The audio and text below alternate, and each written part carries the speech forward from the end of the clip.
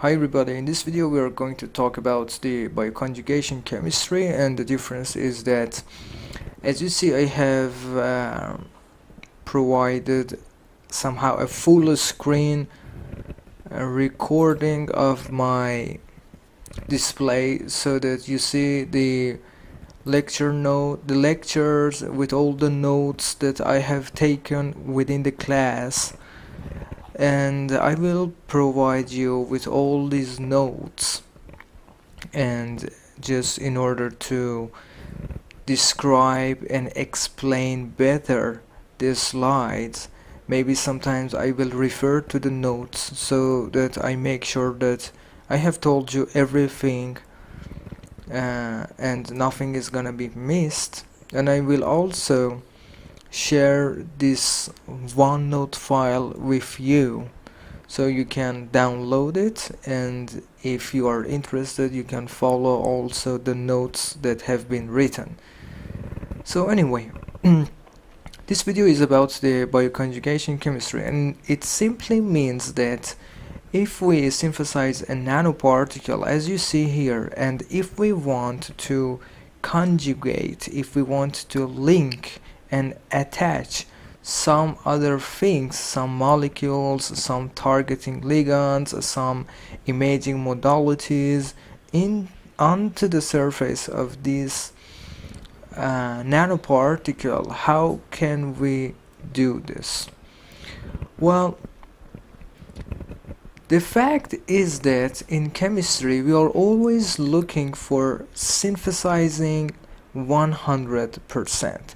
It means that when we have something, for example, there A plus B, we want it to be completely converted into AB with the 100%.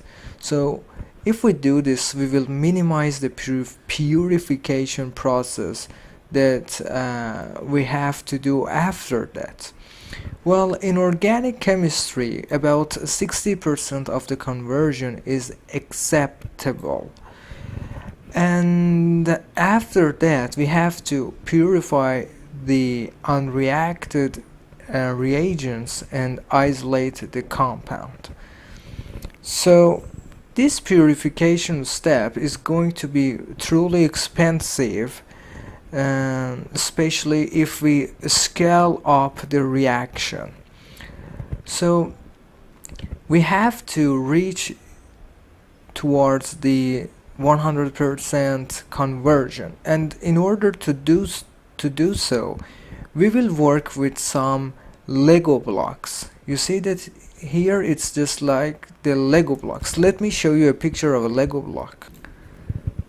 So as you see here, these are the Lego blocks, and if you consider this as reagent A and the red one as reagent B, when we want to connect them together, we just click them, this one and this one, just with each other, and there will be no, let's say, unreacted reagents, and there is no need for the purification. You see that all of them are connected to each other. So what we want to also do is to play with some Lego blocks. For example, we will have a polymer and a peptide, and if they behave like the Lego blocks, we can make sure that the conversion is 100%, and let's say about 100%, and the amount of the unreacted polymers and the peptides will not be a lot, okay? Although there will be some unreacted polymers and peptides, and we need the purification steps, which are expensive, as I told you here, they are truly expensive. And on the other hand, we have to throw away some materials. So this is not something that we like about the nanoparticles that we are using for the biomedical applications. So it tells us that from all the methods that we have access to for the conjugation, for the linking of two materials together, we are allowed only to use a short list of them, the ones that provide higher conversion rates near to 100%, and the ones that decreases the purification steps and are less expensive and do not require to throwing out a lot of materials. Well, one of the methods that is widely used in order to connect and conjugate two molecules to, let's say, macromolecules that we have here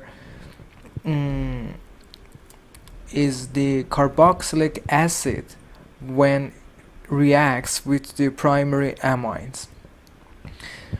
Just imagine if you have, for example, a nanoparticle which have some carboxylic acid on its surface, and if you have, for example, a drug which has the primary amines at its terminal groups, you can connect them to each other through this peptidic bond or amide bond. Well, the problem is that when we start talking about carboxylic acids, primary amines, or amide bonds, the students get a little bit scared because they might be not familiar with what is a carboxylic acid, what is an ester, what is an amine, what is a primary amine, what is an amide. So just to proceed easier in an easier way, we are going to introduce the terms that we are going to use for this slide and the others, and then we will continue. Well, let's have a look at this slide. Well, I will provide you this picture, and I will post it in the group so that you can have access to it. This is a carboxylic acid. You see that when a carbon has a double bond with another oxygen and another OH group, here we have the carboxylic acid. You can see it as COOH. Well, what is this R? This is an alkyl group that I will describe, and I will explain what an alkyl group is and what an ester means. Well, as it was described by Wikipedia, in chemistry, an ester is a chemical compound derived from an acid. So we have an acid in which at least one OH group is replaced by an O alkyl group. So you see here that the OH group is gonna be replaced by an O alkyl group. So this is the O alkyl group. But when we do this from an acid, we will be converted to its ester. So what is an alkyl group? Alkyl group is simply an alkane, such as the methane CH4, which is missing one of its hydrogens. So if we remove one of the hydrogens here, it becomes an alkyl group. For example, for methane it becomes methyl. So you have to remember these three terms. This is a carboxylic acid. When this H group is replaced with an alkyl group, we will reach into an ester. Okay, an ester of the carboxylic acid is in this form. Let's go for the amines.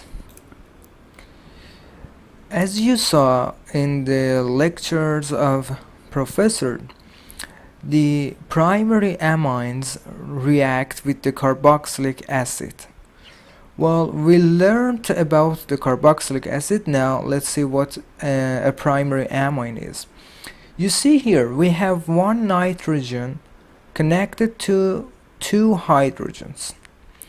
If an alkyl group is replaced with one of these hydrogens, just like here, we call it primary amine because it has one alkyl group.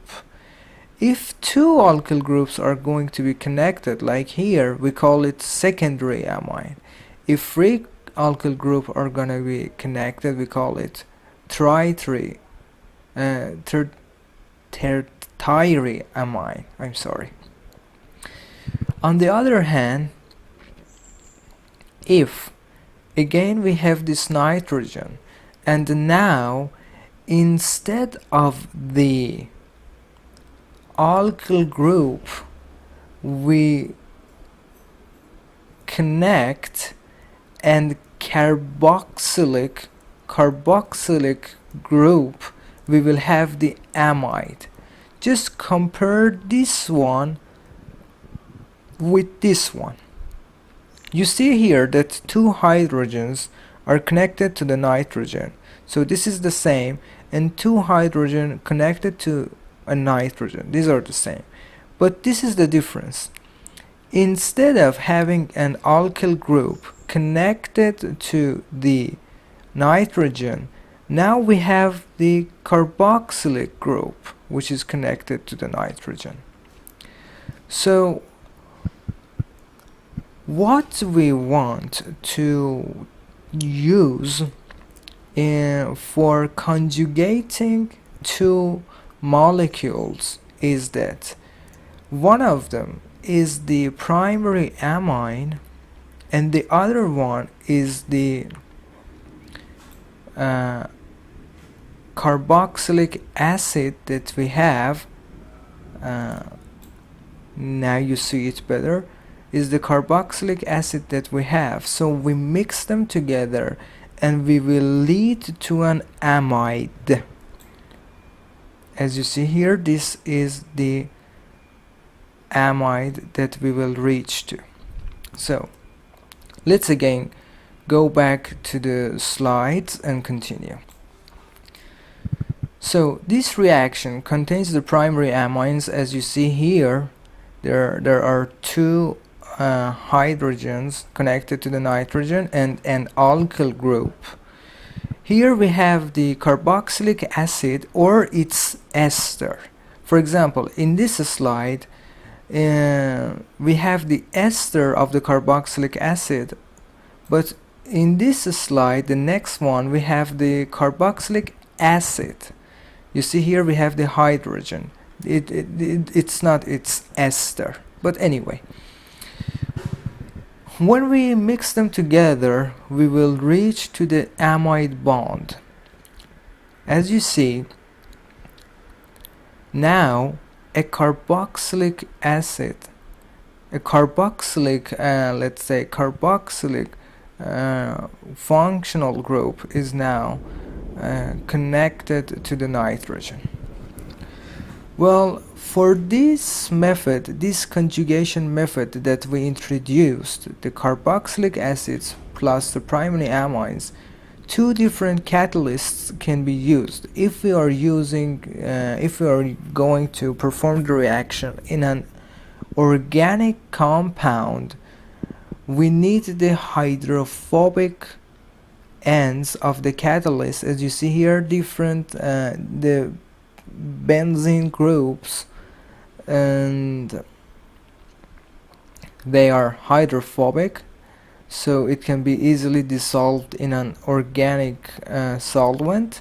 But here you see that we have the charges Cl minus and NH plus.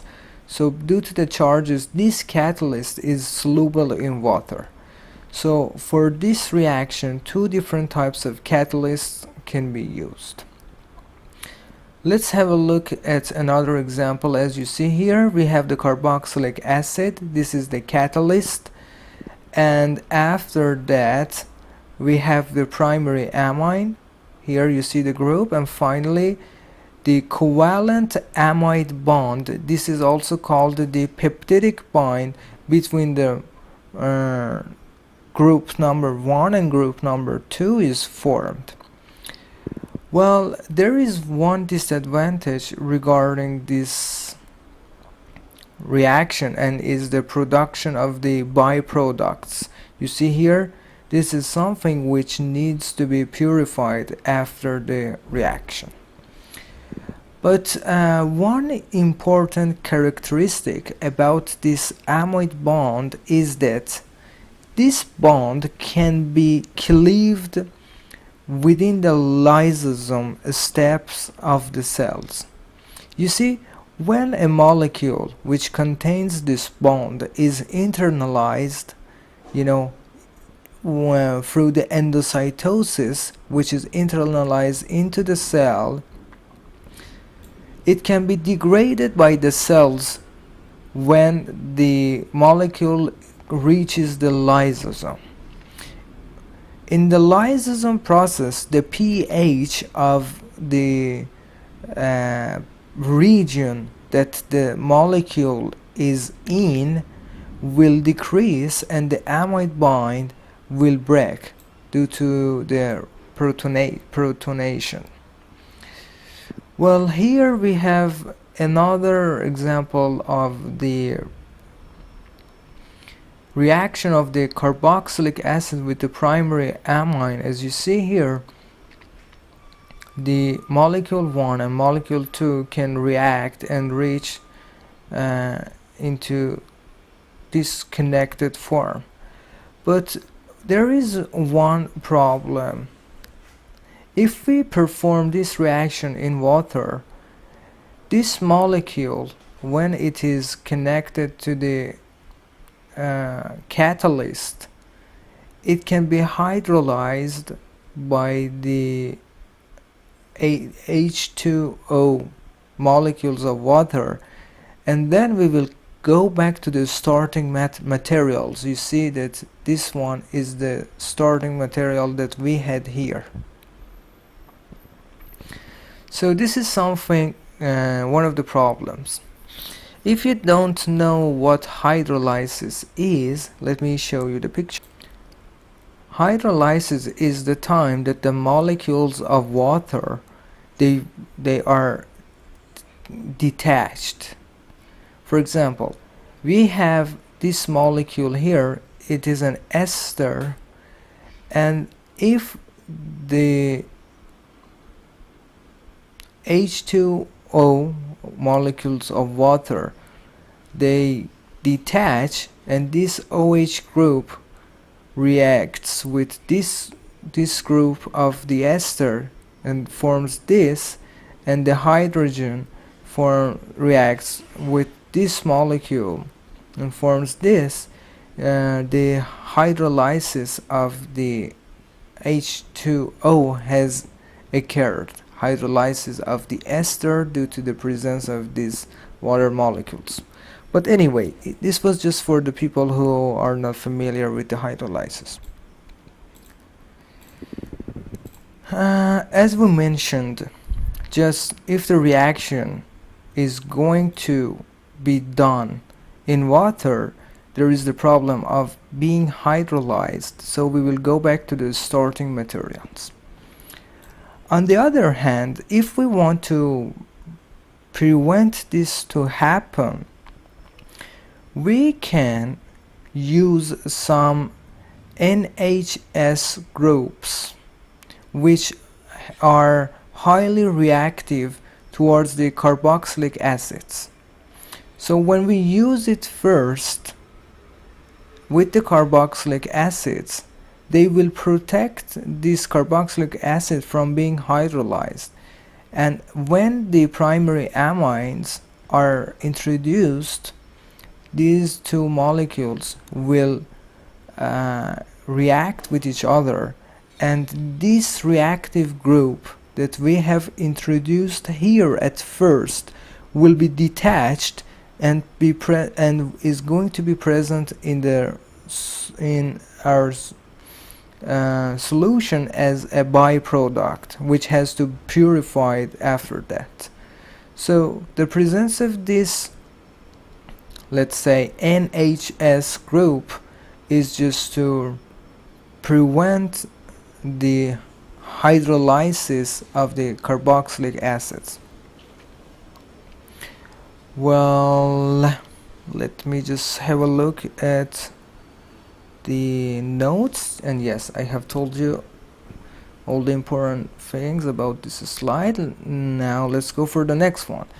You see here, as I told you, when this NHS group is introduced and the primary amine is added to the system, after the two groups of R and P connect to each other, this NHS group is going to be present as the byproduct, as I have written here.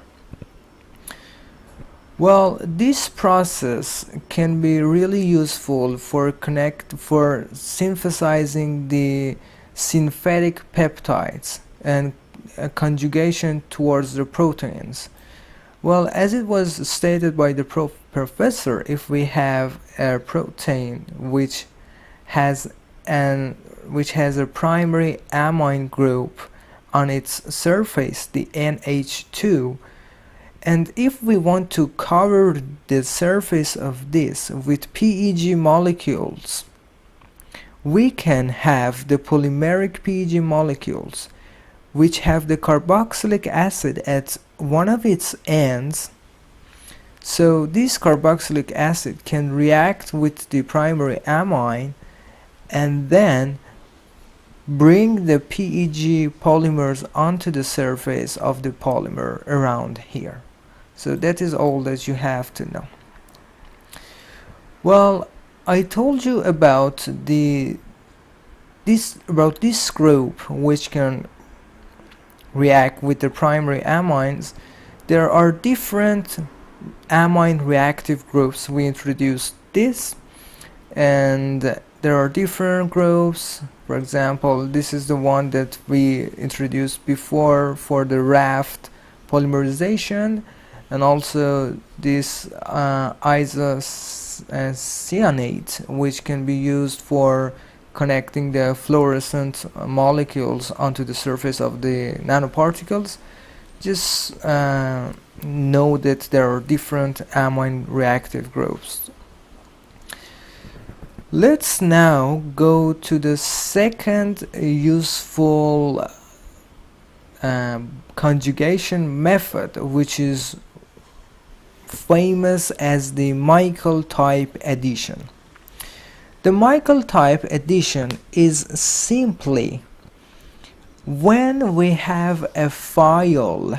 What is a thiol? Let me show you. This is the thiol, a sulfur connected to a hydrogen and the alkyl group. So when we have a thiol and a molecule which has a double bond, which has an olefin, this is the name, olefin, it means it has the double bond.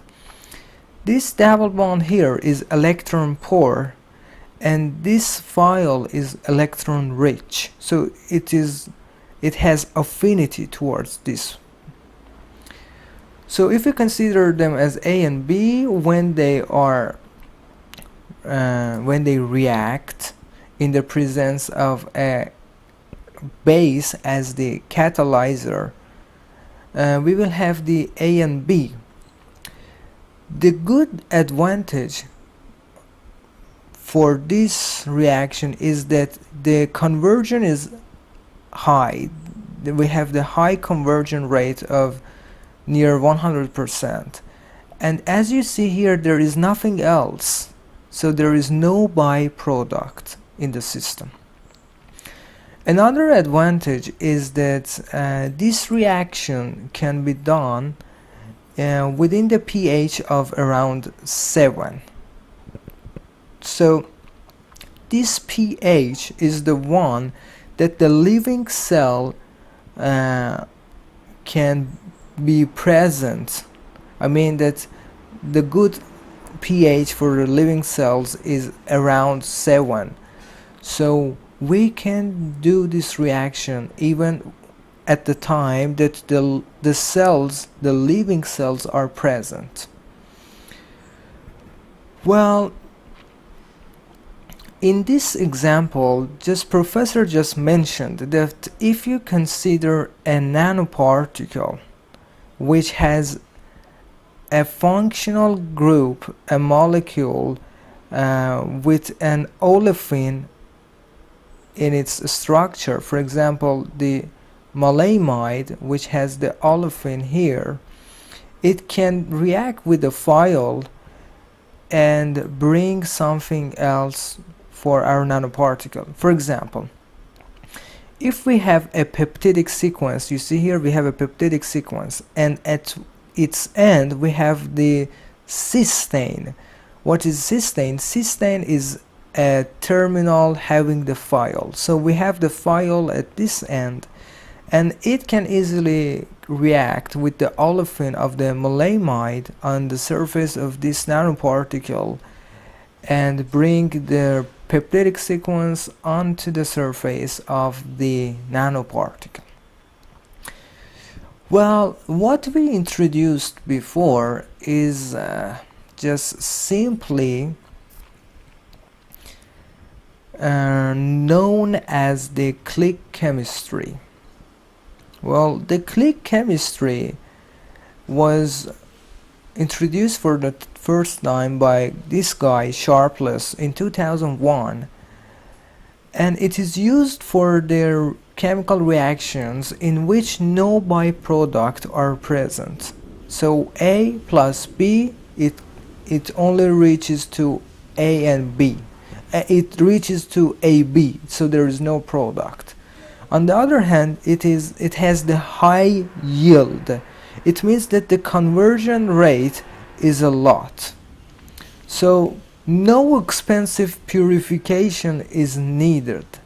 And this click chemistry can be used also in water. These are the main advantages of the click chemistry. So very high yields, no byproducts. Okay.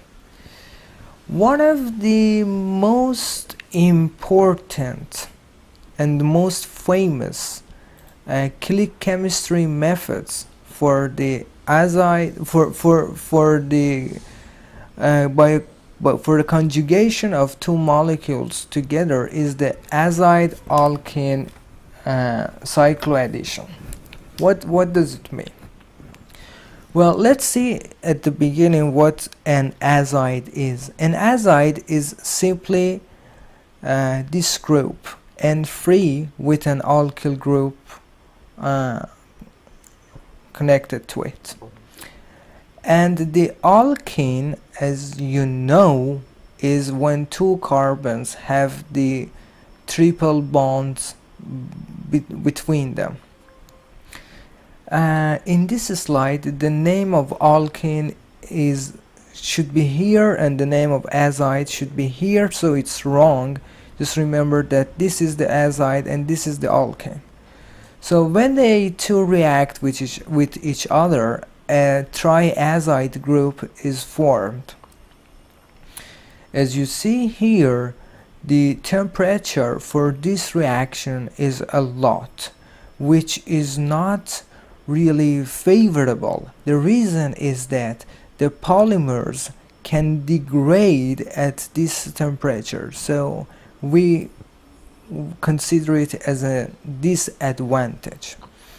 On the other hand, we can perform this reaction with the use of a catalyst, copper in this case, and reach into the 100% conversion. But the problem again is that copper is somehow toxic and is not acceptable for the biomedical applications. Let's go to another click chemistry when we have a phial. Here, as you see, the sulfur connected to hydrogen and another alkyl group, and we want to connect it to another, you see here, olefin. If you remember, we mentioned here that for the Michael type addition, we have the thiol which will connect into the olefin, a double bond. So here again it is the same story. We have the thiol which will connect to this olefin. But how is this reaction going to start? When we have the thiol, we will introduce some photoinitiators into the system. So all of these together. The fact is that when we illuminate the sample, for example, with a wave of wavelengths, let's say nu, with this energy, this will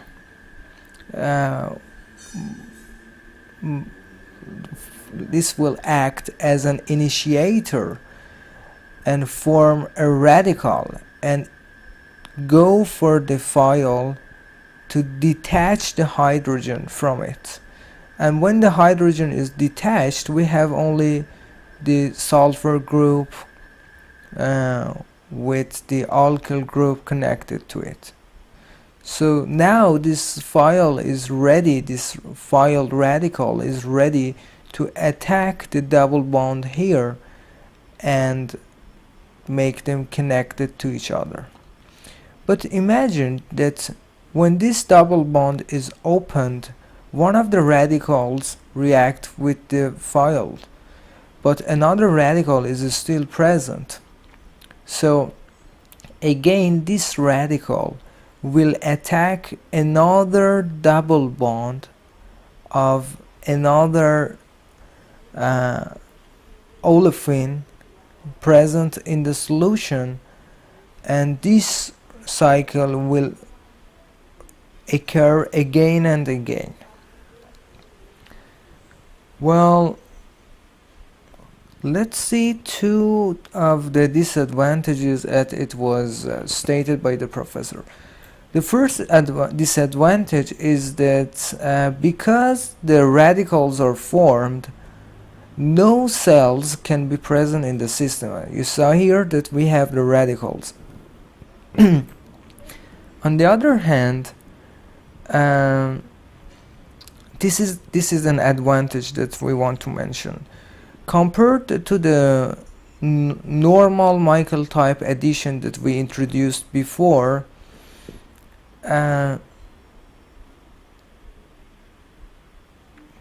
I'm sorry, I made a mistake. This is again a disadvantage. You see that in the normal Michael type addition that we introduced before, no radicals are formed. But here the radicals are formed, and the chance of oxidation increases, which is not something favorable for our reaction. Okay, let's continue with another click chemistries that is used for conjugating two molecules together.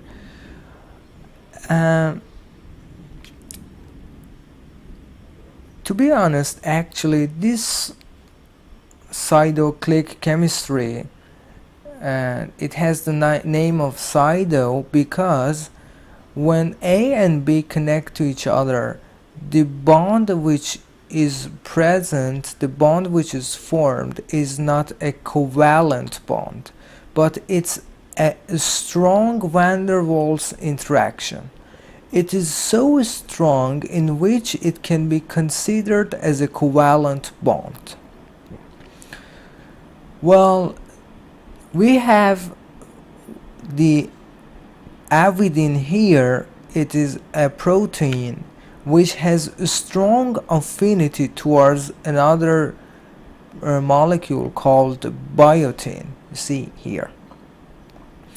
And the biotin avidin complex will be formed when we mix them with each other.